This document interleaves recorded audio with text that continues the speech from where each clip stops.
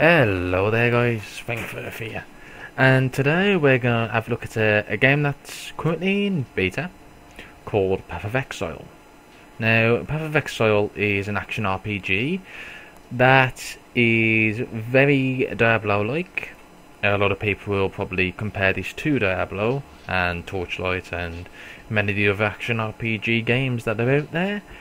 This one's pretty unique in that it's actually gonna be a free-to-play action RPG, and Grinding Gear Games, that's the people who made this, have basically said that they don't want anything to do with this pay-to-win stuff that's been going on for the past couple of years with free-to-play models.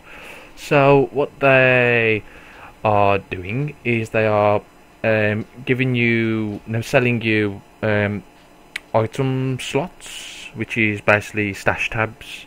So you do, so you have a stash, but that's shared between all the characters, and you can basically pay for more tabs if you want to, and you can also pay for more character slots. Now, currently there are four stash tabs, and there are 25 character slots. Now that might seem like an awful lot, and in all honesty, probably is an awful lot, and that's more likely going to be changed. Just bearing in mind this is beta, so everything is subject to change. This is currently in 0.9.11, and there is actually a reason why I've been putting off doing first impressions of this, and that's because everything's been changing very drastically over the past couple of months.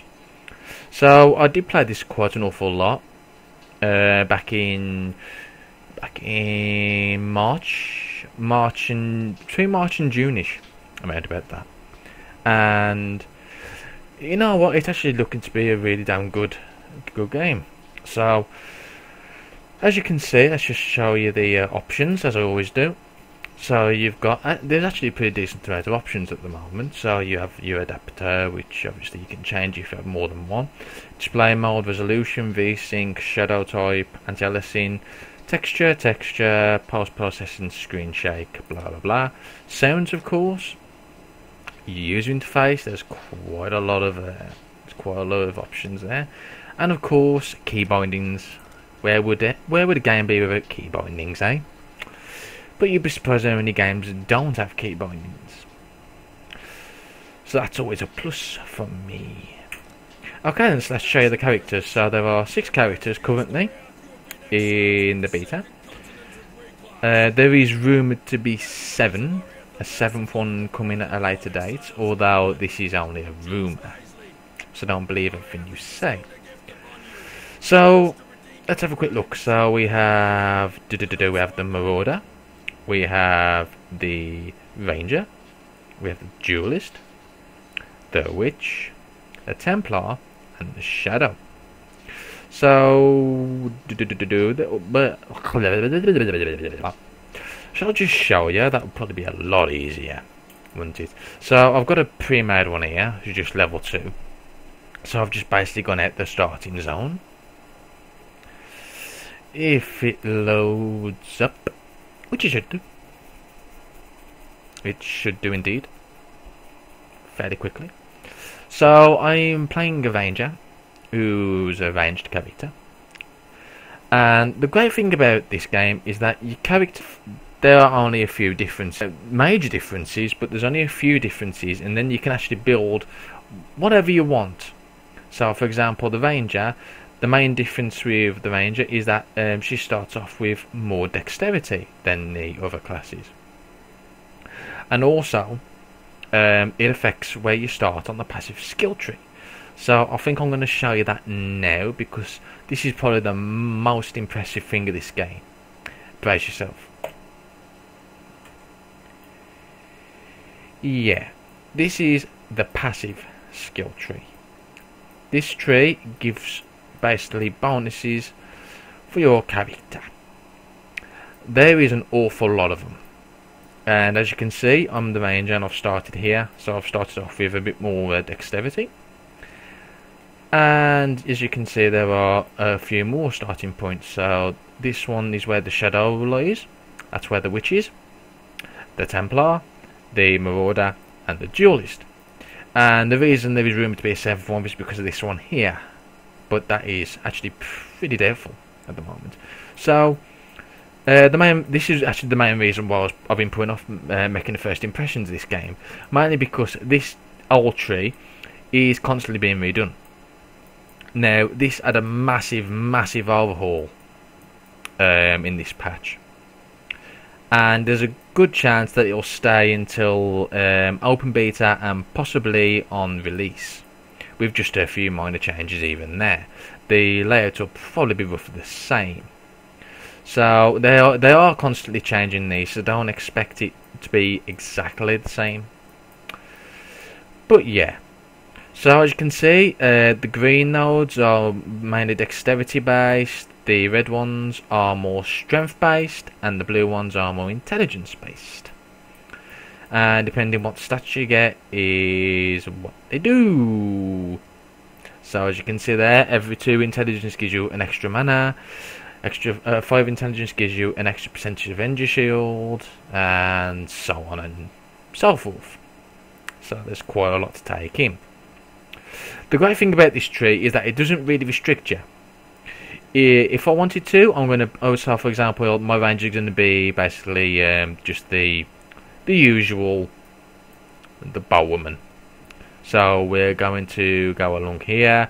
We're going to take projectile damage and physical damage with bows, anything associated with bows, and we're also going to take some evasion and dodge. So that's what we're going to do. However, the great thing about this tree is that you don't have to do that if you don't want to.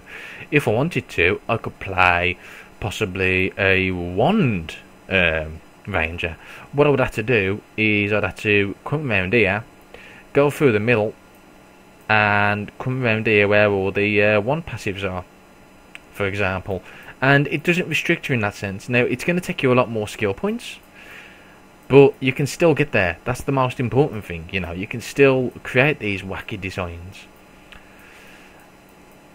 So yeah, it's going to take you a little bit of time to get used to where the passives actually are, but once you've figured out where in general everything is, you'll realise that it's really brilliant in how it executes this. It's amazing, absolutely amazing.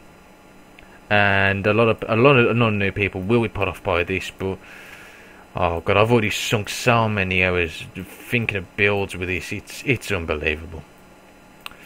So yeah, this is the passive skill tree. You get a skill point every level, and you also get skill points for doing certain quests. I believe at the moment you can get a maximum of 111. Although that's not actually realistic in the beta at the moment, mainly due to the fact that it's only partially completed.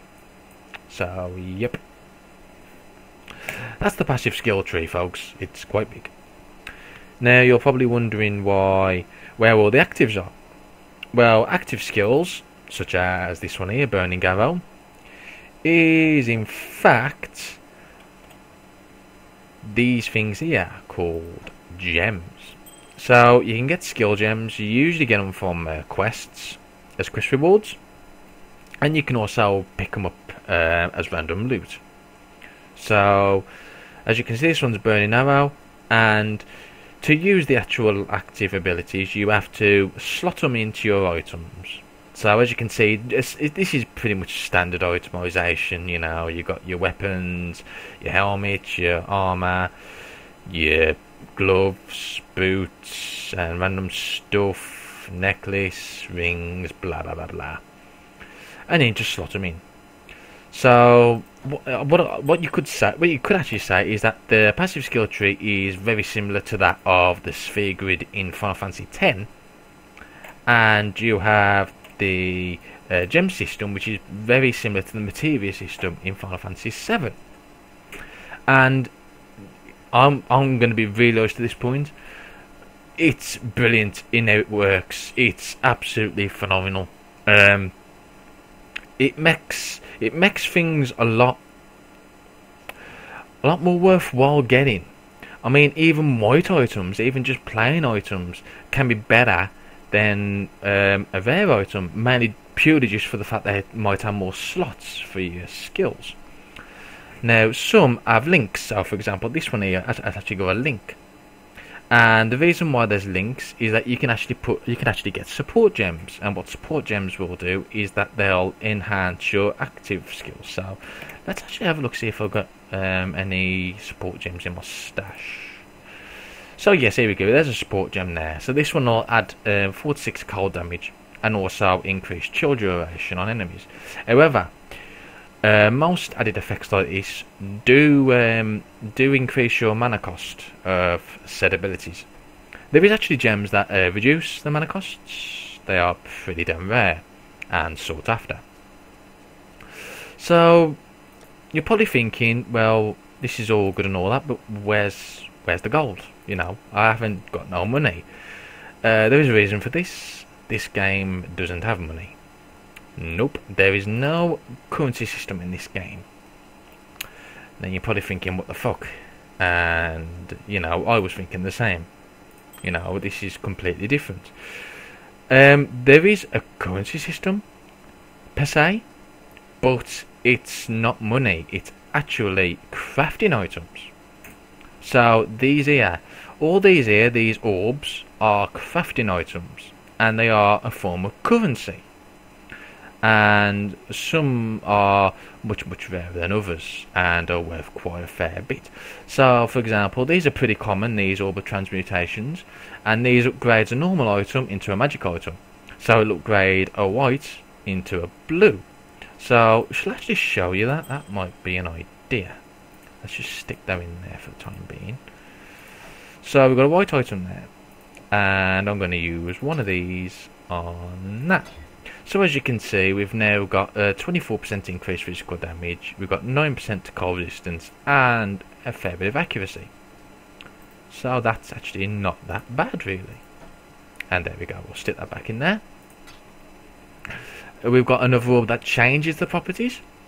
Bearing in mind this is actually random, so it might take you quite a few attempts to actually get what you want. Which is kind of the thing with this risk-reward business. Okay, and you've got Waystone. Wait, is that black? Oh god, of course. See, I've got my sodding webcam on the wrong side of the screen, so I can't see what it bloody says. Excellent, excellent, Gary. So, yeah, that's Wheatstone. That improves the quality of weapons. Armorers scrap increase the quantity of armor, the quality. Or augmentation that enchants a magic item with new properties, so it gives it an extra one on top of what it was already got. And then you get the more expensive ones, the more rare ones, which are like Orb of Alchemy, that upgrades a normal item to a rare item. You've also got Glassblow's Bauble, which improves the quality of a flask.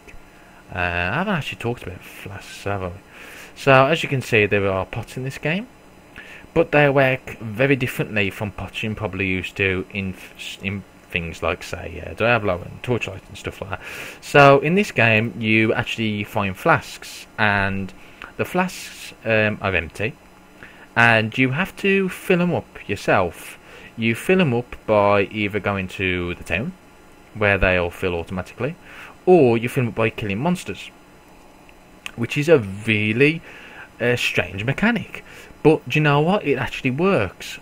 It works because you don't actually have to worry about potion management, as in other games like Diablo and Torchlight. You did have to worry about potion management. You don't on this, because they refill while you're killing, while you're out doing your business, which is really good.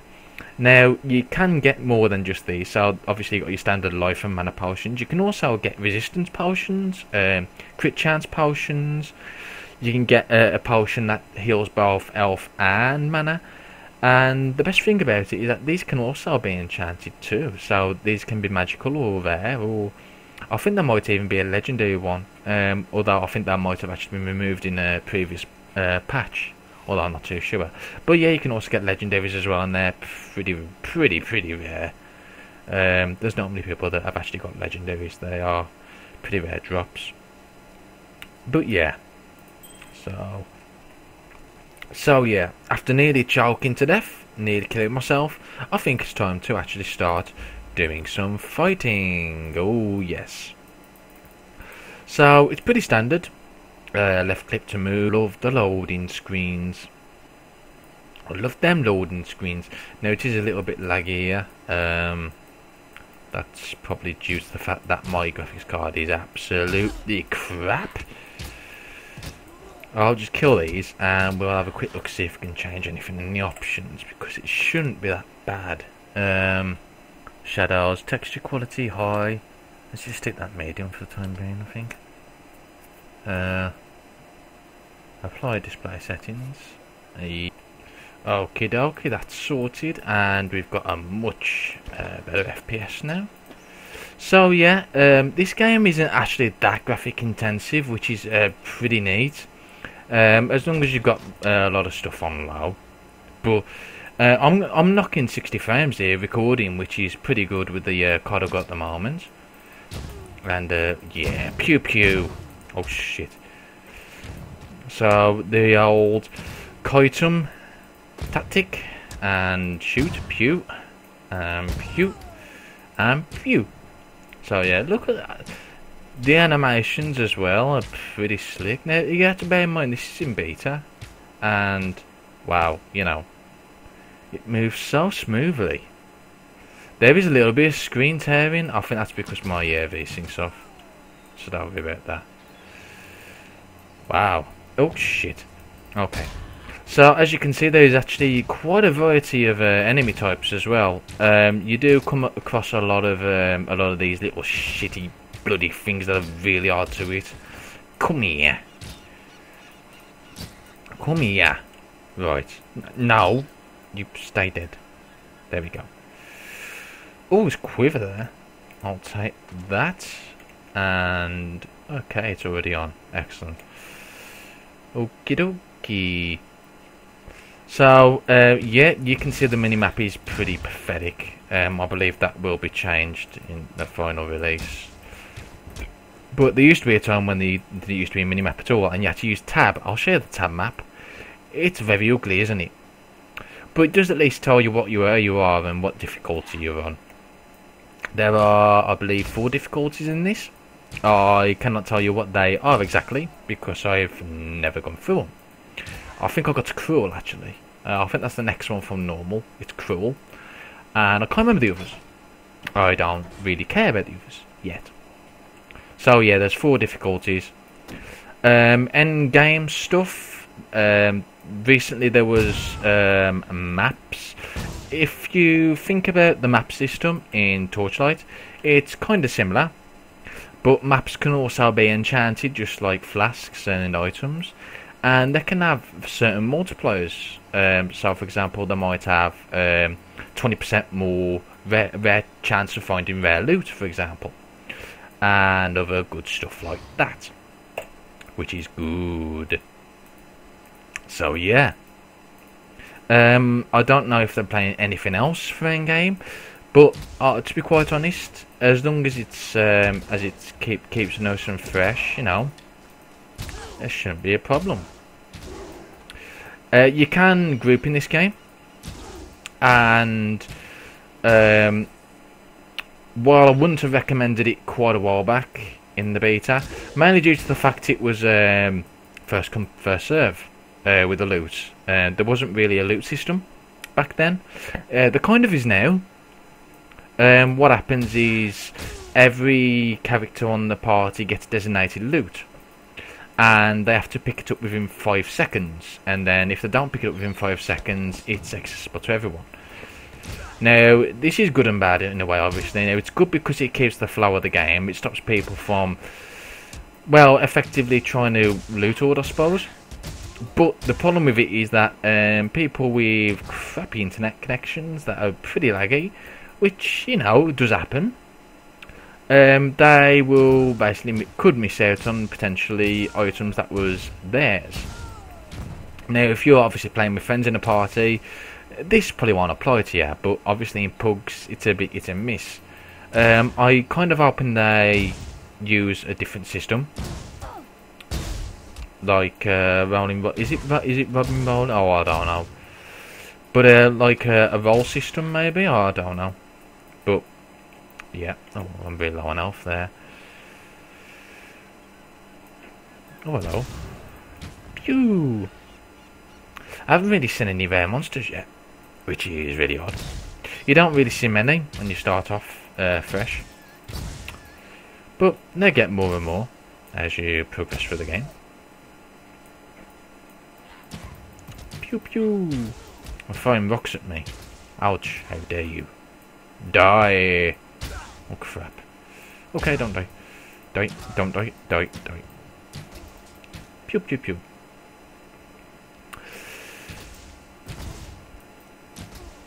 There we go. Oh shite. Oh, okay, okay. That's a lot. Let's just fire out the bastards. Oh Christ.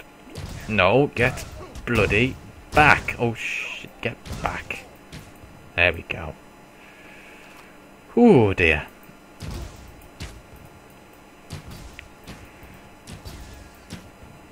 Pew pew. There are quite a lot of sub-bosses around. There's actually quite a few areas that that you don't have to go to if you don't want to. They're just there for... Oh, okay. Oh, shit. That's one of them. Okay. Yeah, I'm going to have to die, I'm afraid. Oh, crud. This is not good. Oh, crap. That's definitely not good. Especially since I'm pressing the wrong sodding buttons. Oh, dear. Aha! Die. Die.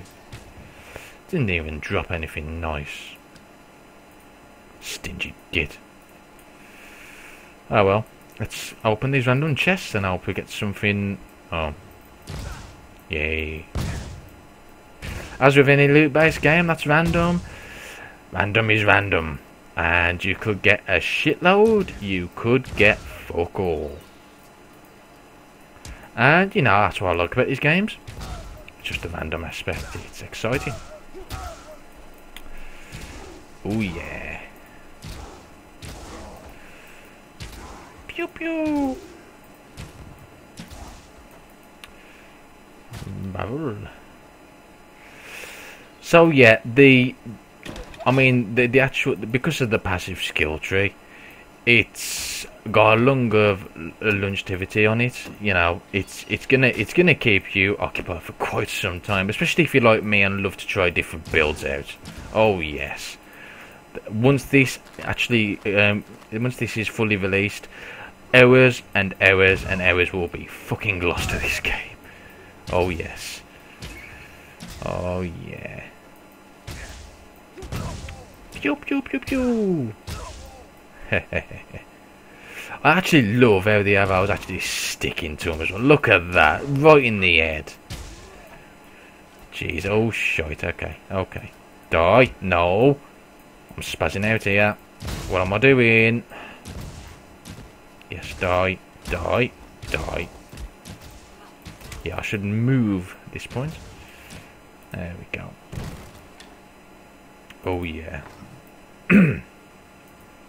I believe there's going to be clan support as well, which will be pretty neat. I don't think it's actually implemented yet, but there will be stuff like clans and guilds. So if you're interested in that kind of thing, yeah, it'll be pretty cool. Oh yeah, come on. Ah, my gems nearly ready to level up as well. So yeah, gems actually level up as well in this game. And they get stronger and stronger each time you level them. They usually cost more to cast when you level up as well, so you have to take that into account. The only thing bad about the gems really is that they've got pre-quests, which means you might need more strength, and you might not have the strength to be able to use the gem. I think, for example, this one you'll need a level requirement there, but some of them you need much more than a level requirement. So yeah. Pew pew. Check the chest.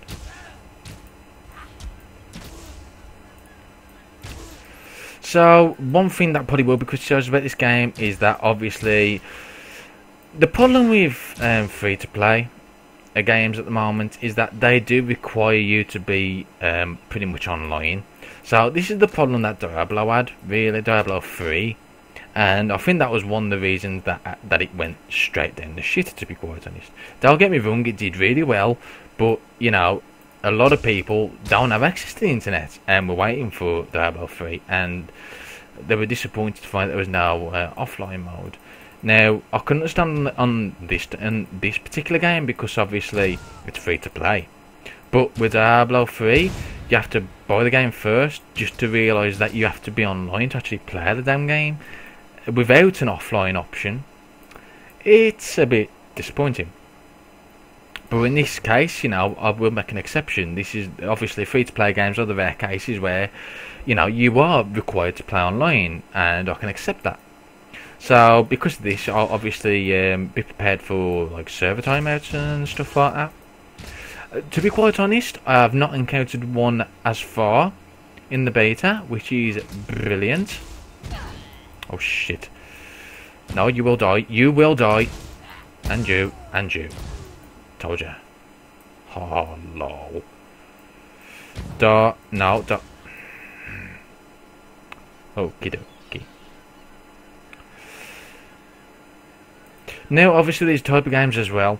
Some people just love them. I mean, mindless fun. That's it. But peace to the people that like to customise as well. I mean, the passive skill tree on its own is worth it, and let alone the active skills as well as the support skills that you can actually make totems that fire laser beams and whatnot. You know, it's pretty cool what stuff can happen on this. Covered everything, pretty much. Oh yes, town always lags with any free to play MMO, eh? I don't even know if this is actually classed as an MMO. Or I've actually got a legendary pair of gloves here. They're quite low level, and as you can see, they're actually pretty damn decent. But the stats don't really match what I want for my character, so it's a bit of a shame. But yeah, you know, it's looking really good. It really is. As I said, it's currently in closed beta. So unless you get a beta key, you're not going to be able to play it just yet. They are scheduled for an open beta soonish. There is no exact date yet, but it's probably going to be soonish. And then after open beta, there will be the full release. That's what they have planned anyway. So, if you want, you can actually buy the real money currency, and that will automatically get you into the closed beta anyway. You'll get a closed beta key. And to be quite honest, for those people that were disappointed by Diablo 3, as I was, this is a great remedy until, well, I don't know. I'll probably be playing both this and Torchlight 2, in all honesty. Both are pretty unique in their own ways. I mean, look at the graphic style of this. I mean, come on. It's so dark and gritty, but it looks great at the same time. And I mean, this is on the lowest setting as well at the moment. Jesus, it looks great. And on the eye settings, it looks even more phenomenal. Okay then, guys, I think I've said what I think about this. This is my first impressions. Great game overall. It's looking brilliant, you know. A few more tweaks. Oh, I hope it surpasses Diablo 3, let me just say that. Okay then, guys, I'll see you later.